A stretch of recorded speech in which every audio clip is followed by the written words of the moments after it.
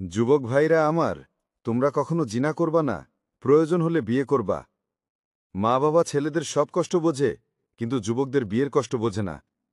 তোমার বয়স 18, বিয়ে করে ফেলো। বাবাদেরকে বলছি, ছেলেদের যত তাড়াতাড়ি সম্ভব বিয়ে করিয়ে দিন। না হলে ছেলে যত গুনাহ করবে তার একটা অংশ আপনার আমলনামায় লেখা হবে। তাই ছেলেদের 17 অথবা 18 বছর হলেই বিয়ে করিয়ে দিন। বর্তমান জেনারেশনে যুবকদের তাড়াতাড়ি বিয়ে করিয়ে দেওয়া দরকার, কারণ এদের বয়স যখন 17 বছর অথবা 18 বছর হয় তখন ছেলে মেয়েদের মাথা ঠিক থাকে না। তাই ছেলে মেয়েদের অল্প বয়সেই বিয়ে করিয়ে দিন। যুবক ভাইরা, তোমরা অল্প বয়সেই নিজেকে প্রতিষ্ঠিত করে ফেলো। আর কোনো মেয়ের পিছনে ঘোরার দরকার নাই। নিজের ক্যারিয়ারকে ঠিক করো, তাহলে দেখবে মেয়ের বাবারাই তোমার পিছনে ঘুরছে। আর কেউ বুঝুক বা না বুঝুক, আমি যুবকদের কষ্ট কিন্তু বুঝি।